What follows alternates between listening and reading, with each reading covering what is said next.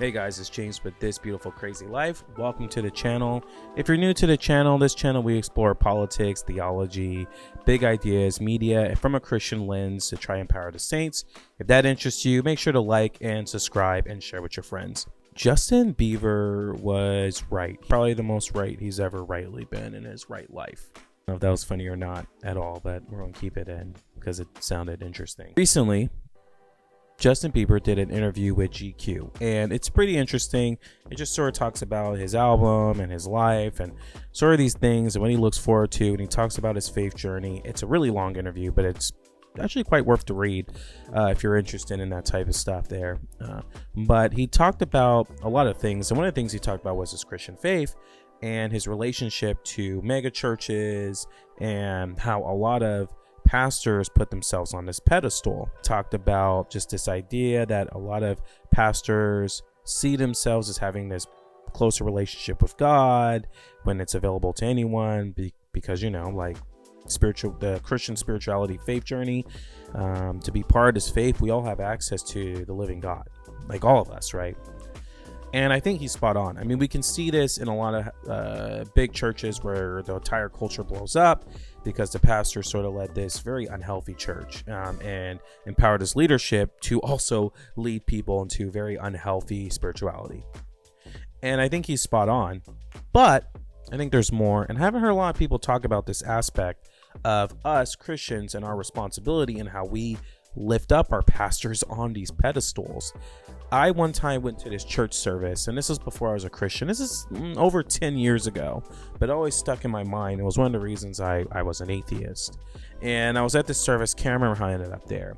And they were having a celebration for their pastor, which I thought was pretty interesting. Like, I was like, hey, I'm not a Christian, but it seems to me that you should honor someone who's leading you I knew that pastors do a whole bunch of things: counseling, preaching, teaching.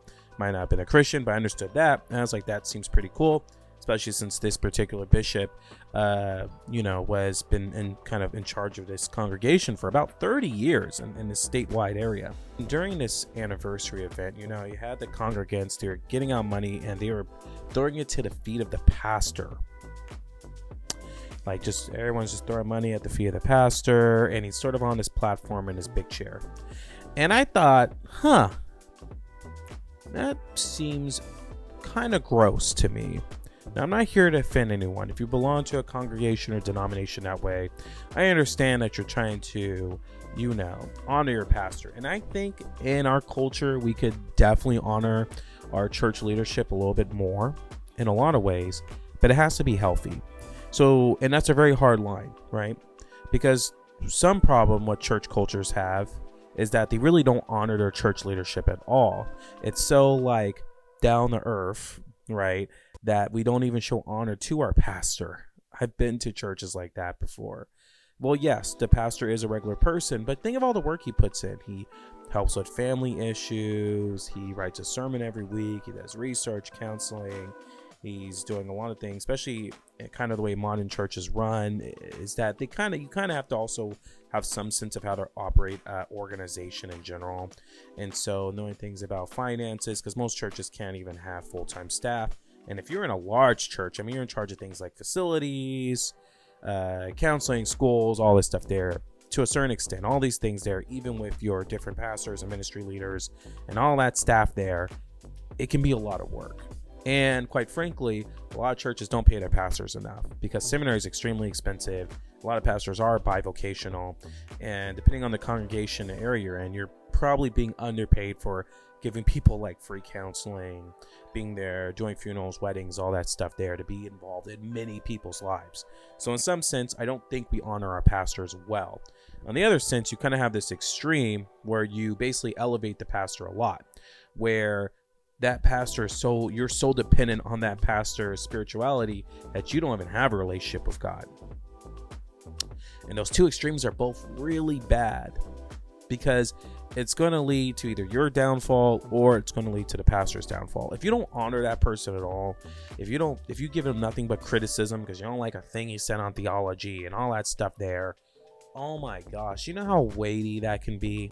At the same time, if you're constantly thinking you can only go to your pastor for advice, you can only go to the pastor when things are bad, you need the pastor to say this, you need the pastor to say that, and then you tell him every day how great he is, his sermon's so great, you're constantly giving him all these compliments, and there's no sort of criticism, there's no accountability in any way. The elders let him do whatever because, he's the pastor in charge. That high, super high, unhealthy, toxic culture is just as bad.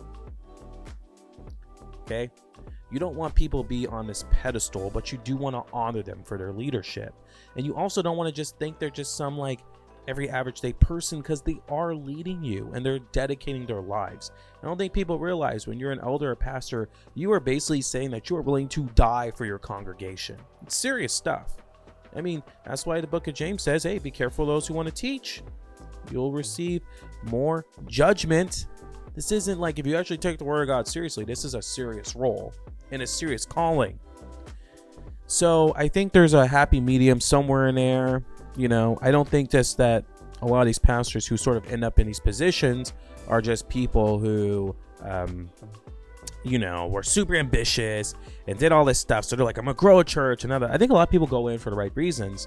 And because of these kind of unhealthy church cultures from the members, who don't really help, who don't know how to love their pastor well, who don't know how to criticize well, who don't know how to help, who don't want to share the load, the pastor gets elevated anyway.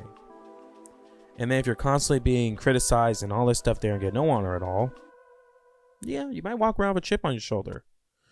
If we really care about our church, we as members need to take more responsibility for our spiritual actions, more responsibility for our life actions and our choices. We need to read our own Bibles. We need to seek the Lord ourselves. We need to search out for other members. There's many mature members out there, from your elders to ministry leaders to just regular people who have tons of things they can give you. Hopefully, guys, this made sense. I just freestyled this because it came to mind this morning as I was meditating and praying. And I don't know, it just sounded good. So I've tried recording this video 5 times because honestly, you really should write stuff before you do it. But I thought I could freestyle it. Anyway, guys, you have a great Sunday or Monday or Tuesday, or Wednesday, or Thursday, or Friday, or whenever you see this. Because what I just said is timeless, baby. It's timeless. It's timeless, girl, boy. Anyway, guys, I'll catch you later.